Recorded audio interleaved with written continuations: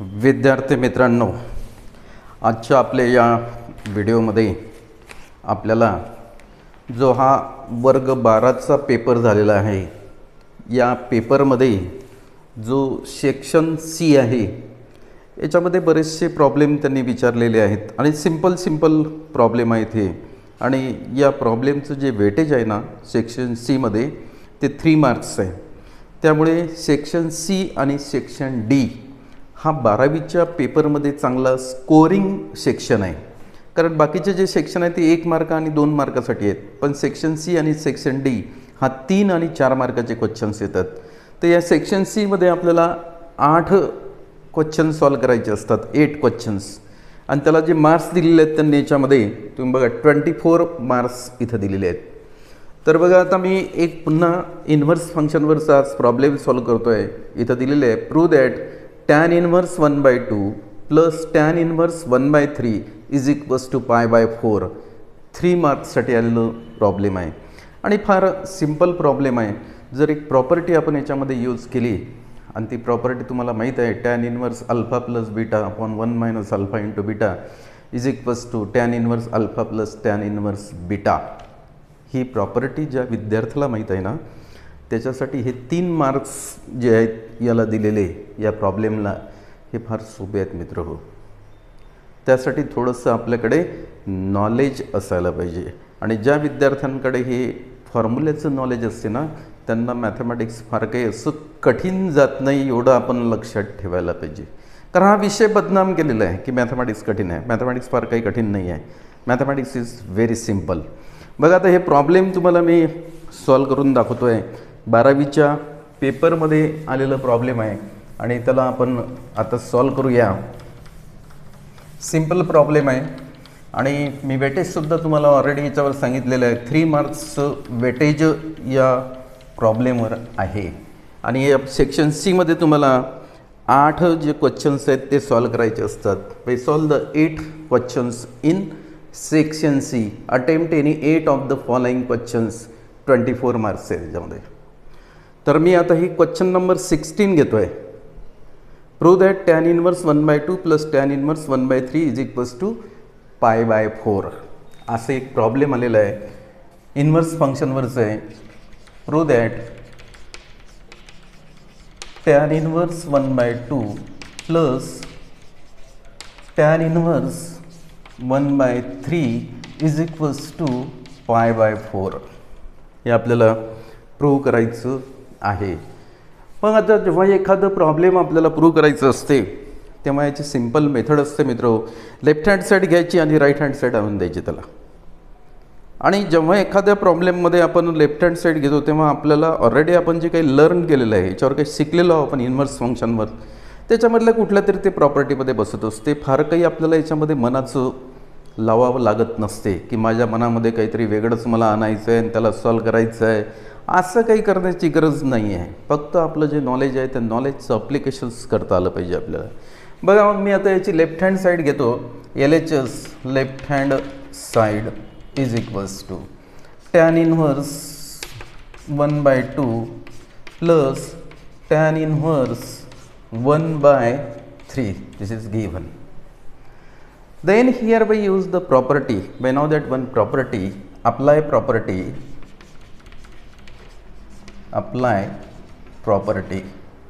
We already proved this property, and that property is tan inverse alpha plus tan inverse beta is equals to tan inverse alpha plus beta upon 1 minus alpha into beta.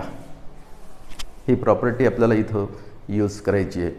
बरेचसे student याला tan inverse a plus tan inverse b is equals to tan inverse a plus b upon 1 minus a into b असं पण या प्रॉपर्टीला बऱ्याचशा बुक्समध्ये prove केलेलं आहे.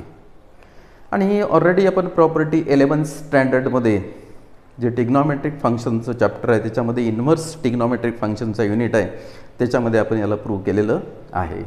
मग आता याच्यामध्ये नवीन काय करायचं आहे, हा जो अल्फा आहे या अल्फा जिथं आहे ना याच्याबरोबर 1/2 पुटअप करायचं आणि हा जो बीटा आहे या बीटाच्या बरोबर तुम्हाला 1/3 पुटअप करायचं आहे आणि याला सिम्प्लिफाय करायचं आणि सिम्प्लिफाय केलं की तुम्हाला तुमचं ॲन्सर मिळून जाते. म्हणजे राईट हँड साईड जे आपल्याला π/4 आणायची आहे ती मिळून जाते.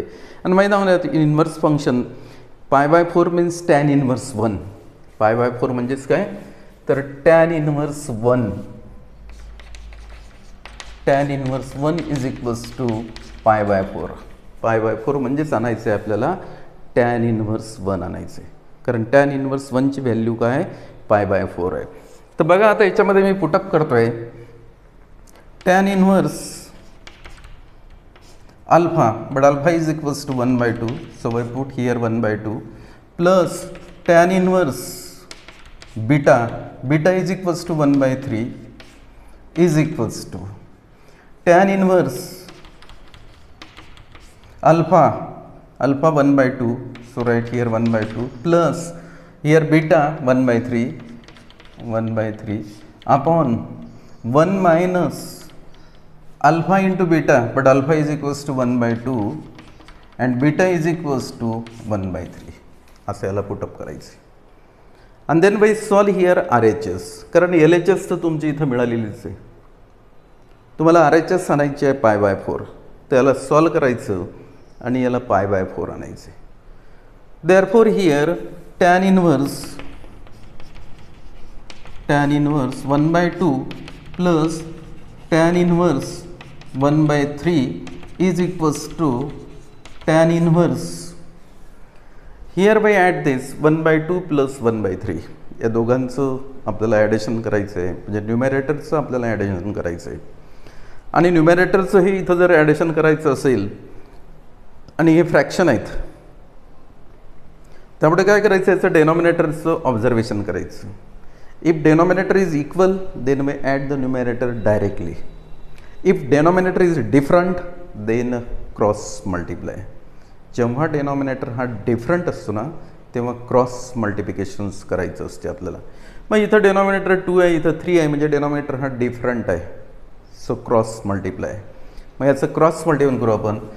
3 into 1 3 2 into plus 1 so plus 2 upon multiplications of the denominator 3 into 2 6 upon this 1 as it is minus 1/2 into 1/3 इथं multiplications करायचं आहे. so in multiplication first we multiply the numerator 1 into 1 so right here 1 2 into 3 6 2 into 3 6 is equals to therefore tan inverse 1/2 plus tan inverse 1/3 is equals to tan inverse 3 plus 2 5 so right here 5/6 as it is upon. Again here we subtract this 2 term. So denominator is different therefore cross multiply. Here denominator is upside so write 1. 1 into 6 so we write here 6. Then 1 into 1 minus 1. 1 into 6 so we write here 6. Here again we cross multiply 6 into 1 so we write 6. 1 into minus 1 minus 1. 1 into 6 so we write 6. Therefore here tan inverse 1/2 plus tan inverse 1/3 that is LHS throughout as it is. In RHS we solve here the RHS. Tan inverse 5/6 so right here 5/6 6 minus 1 5 upon 6 that is 5/6 upon 5/6. Then here denominator and numerator are equal so 5/6 get cancelled. 5/6 get cancelled.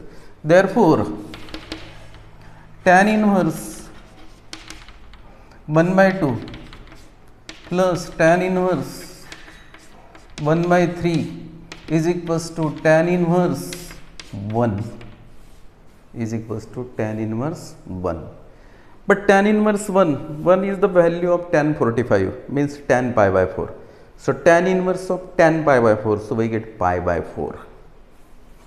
Therefore here we write tan inverse 1 by 2 plus tan inverse 1 by 3 is equals to tan inverse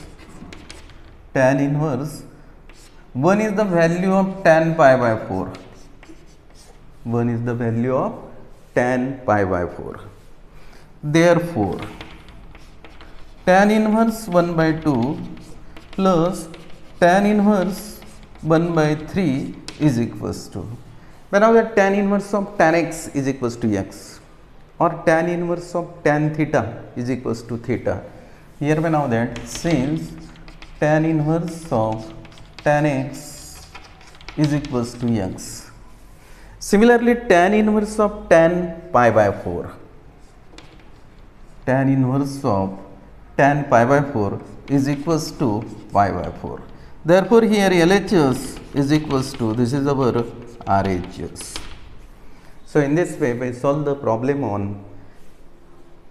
inverse function. म्हणजे हे problem इतकं simple आहे मित्र solve करायला. आता याची LHS घेतली आपण आणि RHS पाय बाय 4 आणली आहे, पण फार काही त्याच्यामध्ये स्टेप नाही. एक आयडेंटिटी यूज केली आणि त्याच्यानंतर तुम्हाला तुमचं जे न्यूमेरिकल्स मॅथमॅटिक्स आहे, म्हणजे फ्रॅक्शनचं ॲडिशन सबट्रॅक्शन्स हे तुम्हाला व्यवस्थित करता आलं पाहिजे. ते जर तुम्हाला व्यवस्थित करता आलं तर या टाईपचे जे काही प्रॉब्लेम्स आहेत ते सॉल्व करायला फार काही वेळ लागत नाही आणि भरपूर मार्क्स आहेत. 3 मार्क्सचं प्रॉब्लेम आलेला आहे. 3 मार्क्स म्हणजे कमी नाही, आज स्कोरिंग होते. कारण कसं आहे की तुम्हाला पुढे समजा मल्टिपल चॉईसच्या एक्झाम द्यायच्या आहेत तुम्हाला, पण त्यासाठी तुमचा बेस पक्का पाहिजे. हे सगळ्यात महत्त्वाचं आहे मॅथमॅटिक्समध्ये.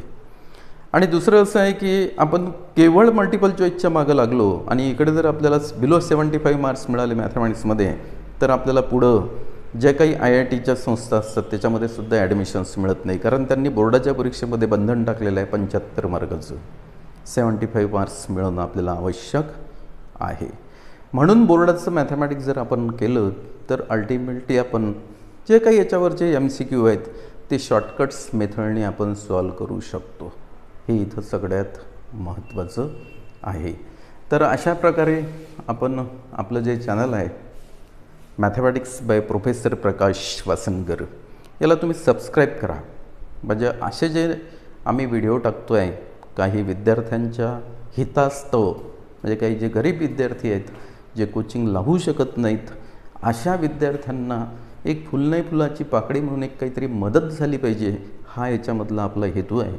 आणि गरीब विद्यार्थीच खरा शिकतो हेही महत्त्वाचं आहे.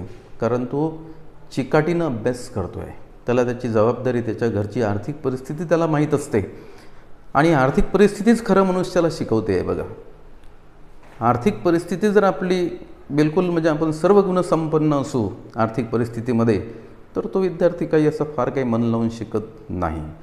पण ज्या विद्यार्थ्यांची आर्थिक परिस्थिती सर्वसाधारण असते, ज्यांना आपल्या आईवडिलांच्या कष्टाची जाण असते, हे लक्षात घ्या, आईवडिलांच्या कष्टाची जाण पाहिजे, तेच विद्यार्थी खरे शिकू शकतात.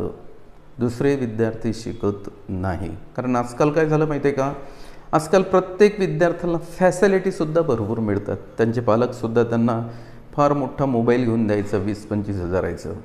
त्याला कुठं कॉलेजमध्ये जायचं असेल तर त्याला गाडी पाहिजे, आता सायकलनं कोणी जात नाही. त्याला कोचिंगला जायचं असेल तर त्याला गाडी पाहिजे.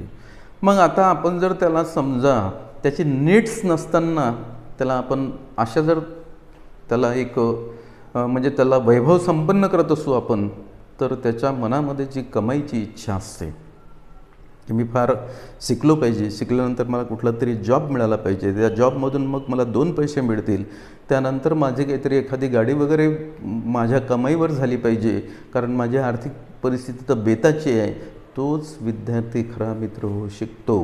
हे लक्षात घ्या. नाही तर पैसा आईवडिलांचा भरपूर जातो आहे, वेगवेगळ्या क्लासेसला जाऊन लाखो रुपये खर्च होतात आणि त्याचं जे आउटपुट आहे, कारण इनपुट आणि आउटपुट असं म्हणतात, इनपुट आणि आउटपुट डिफरंट असलं पाहिजे. म्हणजे आपण एखाद्या चक्कीवर गेलो आणि वरून गहू टाकत असेल तर खालून त्याची कणिकच मिळायला पाहिजे आपल्याला, आटा मिळाला पाहिजे आपल्याला. म्हणजे इनपुट जर तिथलं गहू असेल तर इकडे आटा त्याचं आउटपुट आहे. पण बऱ्याचशा ठिकाणी असं दिसते की इनपुटमध्ये भरपूर पैसा चालला आणि त्या तुलनेत त्याचं आउटपुट काहीच मिळून नाही राहिलं. म्हणून आपण जर गरजू असाल तर या चॅनलला सबस्क्राईब करा आणि जे विद्यार्थी गरजू असतील त्यांना याच्या लिंक पाठवा. जे काही 11वीमध्ये 12वीमध्ये विद्यार्थी असतील त्यांना, कारण आपण धीरे धीरे रोजचे 2-2, 3-3 प्रॉब्लेम जरी आपण एका युनिटवर घेतले आणि त्याचा जर काही विद्यार्थ्यांनी अभ्यास केला तर ते विद्यार्थी जीवनामध्ये चांगले सक्सेस होतात. कारण 1 आणि 2 प्रॉब्लेमचं जरी मार्गदर्शन आपल्याला मिळालं तर त्या टाईपचे जे काही एक्झरसाईजमध्ये बोर्डाच्या बुक्समध्ये म्हणा, काही कुठले जर आता नोट्स असतात त्याच्यामध्ये म्हणा, थोडासा जरी आपल्याला आधार मिळाला तर आपण ते प्रॉब्लेम चांगल्या प्रकारे मित्रहो सॉल्व करू शकतो. हा माझा स्वतःचा अनुभव आहे. म्हणून हे तुम्हीसुद्धा करू शकता आणि तुम्ही करायला पाहिजे, हे सगळ्यात महत्त्वाचं आहे. जो विद्यार्थी करतो आहे, जो विद्यार्थी कष्ट घेतो आहे, त्या विद्यार्थ्याला फळ मिळते. आणि कष्ट घेत असताना आपले आईवडील काय कष्ट करतात त्याची जाणीव ठेवा, हे सगळ्यात महत्त्वाचं आहे. आज ती जाणीव आपण विसरलेलो आहोत. आणि जे विद्यार्थी आईवडिलांची जे काही कष्ट करण्याची जाणीव विसरतात ते विद्यार्थी मग थोडंसं मागे पडतात. आणि एकदा का या शिक्षण क्षेत्रात एखादा विद्यार्थी मागं पडला तर मग त्याला काही असं फारसं याच्यामध्ये फ्युचर नाही. म्हणून आपल्याला डू हार्ड वर्क. प्रत्येक विद्यार्थ्यांनी थोडंसं जर हार्ड वर्क केलं याच्यामध्ये तर हे काही असं फारसं कठीण नाही. कारण तुम्ही मग मॅथमॅटिक्स घेऊन JEE पण देऊ शकता, तुम्ही MHT CET द्या तुम्हाला बोर्डाची परीक्षा पण द्यावी लागते. 80 मार्काचा हा पेपर असतो. 80पैकी चांगला स्कोअर आपल्याला मिळाला पाहिजे. 20 मार्काचा याला अंतर्गत गुण म्हणजे प्रॅक्टिकल्स आहे मॅथमॅटिक्सला, हे सुद्धा इथं महत्त्वाचं आहे. या अगोदर हे प्रॅक्टिकल वगैरे काही नव्हतं. तेव्हा विद्यार्थ्याला स्वतः मेहनत करून पूर्ण मार्क्स मिळवायचे होते आणि त्यावेळेस हा मॅथमॅटिक्सचा रिझल्ट पण डाऊन लागायचा. आता तेवढासा डाऊन लागत नाही. आता प्रत्येक कॉलेजचा जर निकाल पाहिला तर 90% वरच आहे. तर ठीक आहे, मला अपेक्षा आहे की हा व्हिडिओ तुम्हाला आवडला असेल तर त्याला लाईक करा. आपण टीचिंग घेतो, टीचिंगसोबतच विद्यार्थ्यांसाठी आपण थोडंफार उद्बोधन करतो आहे की आजच्या विद्यार्थ्याला काउन्सिलिंगची गरज आहे. मित्र, जोपर्यंत आपण विद्यार्थ्यांचं काउन्सिलिंग करणार नाही तोपर्यंत तो विद्यार्थी अभ्यास करत नाही, हे सगळ्यात महत्त्वाचं आहे. आणि झालं काय माहीत आहे का की कोचिंग क्लासेसमध्ये जर हा विद्यार्थी गेला तर तो संबंधित शिक्षक आहे, तो क्वालिफाईड आहे, त्याचं एज्युकेशनल क्वालिफिकेशन्स काय आहे, तो काय शिकवतो की फक्त हसी मजाक चालते आहे. आणि मग वेळेवर जेव्हा पेपर द्यायला जातो तेव्हा विद्यार्थी म्हणतो माझा हा युनिट राहिला, माझा तो युनिट राहिला, माझा या पेपरमधलं हे मला समजलंच नाही, आणि तो गांगरून जातो. आणि गांगरून गेला की त्याला काहीच मार्क्स मिळत नाहीत. मित्र, म्हणून काय असते, सुरुवातीपासूनच जो काय अभ्यास करायचा तो अभ्यास करा, तुम्हाला निश्चितच चांगलं फळ मिळणार आहे. तर ठीक आहे, आजच्या या व्हिडिओच्या माध्यमातून आपल्यासोबत मला एक चर्चा करण्याची संधी मिळालेली आहे. मी आता या चर्चेला पूर्ण विराम देतो.